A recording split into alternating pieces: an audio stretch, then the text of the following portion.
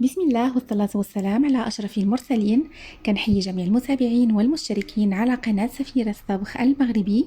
وبالنسبة لوصفة اليوم كنقترح لكم السهل الممتنع الملوي، اللي هو واحد الوصفة سهلة جدا لكن في نفس الوقت ما كتنجحش مع العديد والعديد من النساء.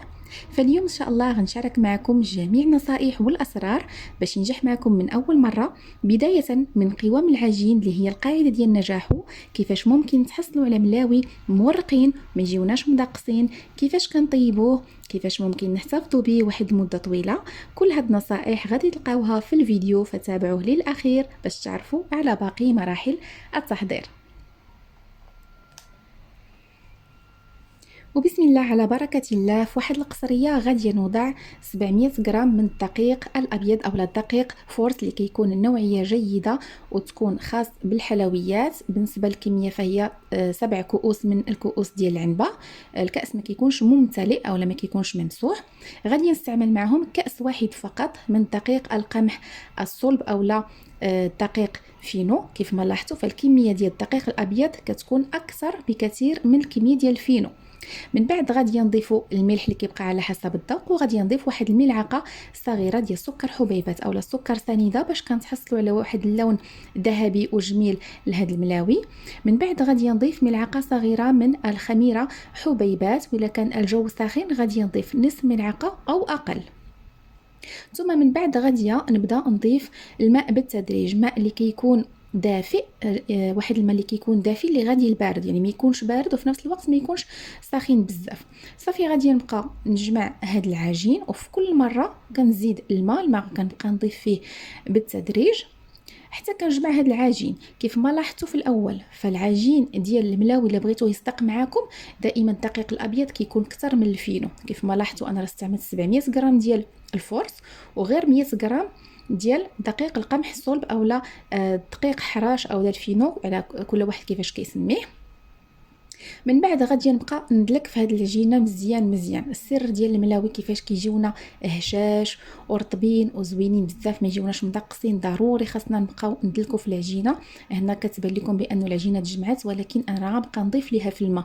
هاد العجينه خاصها تشرب لينا الماء مزيان مزيان، كل ما تشرباتو كل ما كتجينا هشيشه، وهذوك الملاوي كيجيونا رطبين وزوينين. كنبقى كندلك العجينه ديال الملاوي، ضروري خاصها الدليك. كنبقى كندلك فيها مزيان مزيان حتى كنتحصل على واحد العجين اللي كيكون القوام ديالو على هذا الشكل. كيف ما كتلاحظوا كيجي مطاطي ورطب بزاف بزاف وكيلتصق نوعا ما باليدين. غادي ندهنو بالزيت النباتي وغادي نغطيه بواحد البلاستيك غذائي وغادي نخليه حتى كيرتاح. يعني تقريبا غادي نعطيه غير واحد 15 دقيقه فقط، لاننا اصلا راه دلكناه مزيان، غير هذا ما غاديش نخليه واحد المده طويله. من بعد واحد 15 دقيقه كيف ما كتلاحظوا العجين يعني كيزيد كيرتاح لنا اكثر واكثر. كيف ما كتلاحظوا القوام ديالو راه باين بانه عجين ناجح 100%، والملاوي ان شاء الله غادي يجيونا زوينين بزاف، غادي تلاحظوهم في الاخير ديال الفيديو. العجين خاص يكون القوام ديالو على هذا الشكل، كيجي رطيطه بزاف بزاف وكله خفيف. انا غادي ناخذ واحد المسحه خفيفه ديال الزيت، نحاولوا هذا العجين ما ندخلوش ليه الزيت بزاف، وغادي نقطع قطع اولا كرات اللي الحجم ديالهم كيبقى اختياري. بغيتو ملاوي كبار غادي ديروا كرات كبار، بغيتو ملاوي صغار غادي تقطعوا كرات اللي كيكون عفوا الحجم ديالهم صغير. هنا ملي يكون كنقطع في الكرات نحاولوا هاد الكرات ما ندخلوش لهم الزيت نهائيا، لاننا الا مددناهم من بعد فكلهم غادي يتقطعوا لينا. انا هنا تحصلت على 7 ديال الكرات كبار وتبقات لي واحد الكره صغيره. غادي نغطيهم بلاستيك غذائي وغادي نخليهم كيرتاحوا الوقت اللي غادي نحضروا فيه الخلطه ديال التوريق.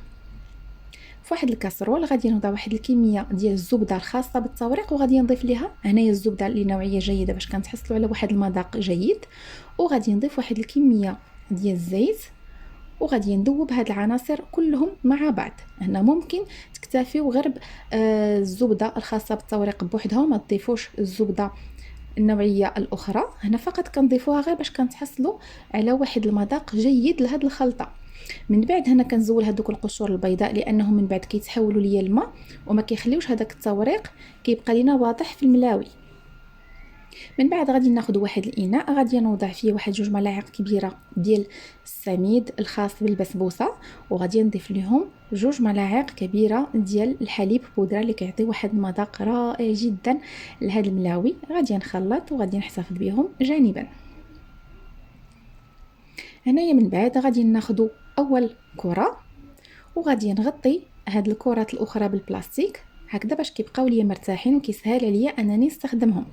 غادي ندهنوا جيدا سطح العمل بالزيت. سطح العمل ضروري خاصو يكون مدهون مزيان بالزيت باش كيسهل علينا التمديد ديال هاد القطعه ديال العجين.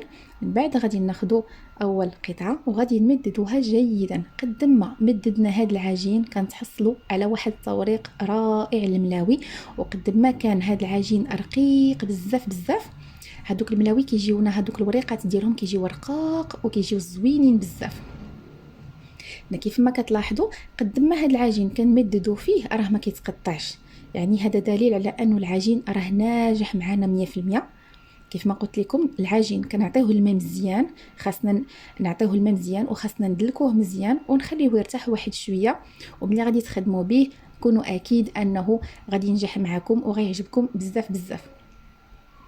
هنا كنبقى كنمدد، يعني قد ما مددتها غادي يكون احسن، ودائما بالاستعانه بالزيت كنمددو هاد العجين.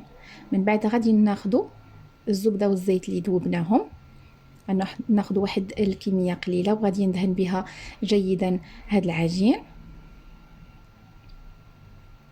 ثم من بعد غادي ناخذوا هاد الخليط ديال السميد وديال الحليب بودره اللي صراحه كيعطي لهاد الملاوي واحد المذاق رائع جدا. غادي ناخذ واحد الكميه تقريبا واحد نصف ملعقه كبيره، وغادي نطوي عادي كيف ما كنطويو المسمن. ومع كل لفه غادي نوضع القليل من الزبده، غادي ندهنها جيدا وغادي نرش بهذاك الخليط ديال السميد وديال الحليب.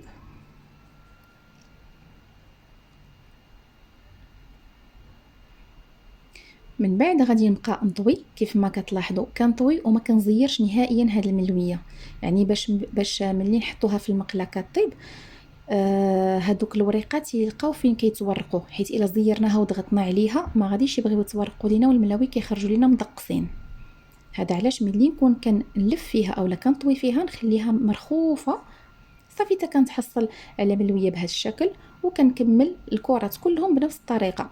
من بعد غادي نوضعهم في واحد الصينيه، غادي نغطيهم بالبلاستيك والباقي ديال الكرات وضعتهم في واحد الصينيه اخرى. وفي هذه اللحظه غادي ندخلهم الثلاجه، غادي ندخلهم الثلاجه باش كيبردوا ليا مزيان. انا غرضي انهم يبردوا هكذا باش ملي نوضعهم في المقله اللي غادي تكون سخونه كيوقع ليا هذيك الصدمه ما بين السخون وما بين البارد، فهذوك الطبقات الدغيه كيتحلوا لينا والملاوي كيخرجوا لينا مورقين وصراحه كيجيو زوينين بزاف. جربوا هذه الطريقه واعطيوني الراي ديالكم في التعاليق. من بعد غادي ناخذوا اول وحده، غادي ندهنوا سطح العمل بالزيت وغادي نمددوها. غنمددوها بواحد السمك اللي كيكون متوسط، ما تكونش رقيقه بزاف باش ما تجيناش مدقصه، وما تكونش غليظه باش ما تجيناش بحال الخبزه. غادي نمددوها بسمك متوسط ومباشره غادي نوضعها في مقلاه اللي ضروري هاد المقلاه كتكون ساخنه مسبقا. في هاد الاثناء ما كنقربوش ليها نهائيا، كنخليوها حتى كتشد لينا من الاسفل عاد كنقلبوها. بالنسبه للنار، الملاوي دائما كيطيبوا على نار متوسطه، من المتوسطه المرتفعه، يعني قل من المتوسطه لا، الا كانت مهيله غادي تدقسوا معكم وهذوك الطبقات ما غاديش يتورقوا نهائيا. فلهذا النار نخليوها متوسطه، يعني كنبقاو نلعبوا على النار ما بين متوسطه ومرتفعه. ملي كنلاحظوا بانهم بحال غيبداو يتحرقوا لينا غادي نقصوا نخليوها متوسطه. وكيف ما كتلاحظوا في التوريق فهو كل واضح. صافي في كل مره كنبقى كنقلب حتى كيطيبوا ليا وكيتحمروا. هنا الا بغيتوا تحتفظوا بهم في المجمد ما تخليهمش حتى كيتحمروا بحال هكذا بزاف، خليوهم باقين يبقاو شي شويه صفرين هكذا باش ملي تخرجوهم من المجمد وتعاودوا تسخنوهم ما يتحرقوش ليكم.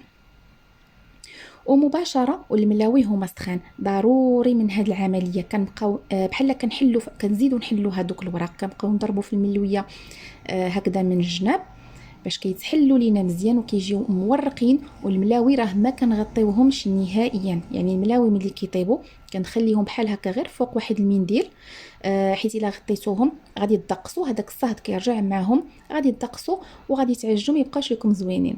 كنتمنى ان الوصفه ديال اليوم تنال اعجابكم، جربوها وخليو لي ارائكم في التعاليق، ونتلاقاو ان شاء الله في فيديو قادم. الى اللقاء.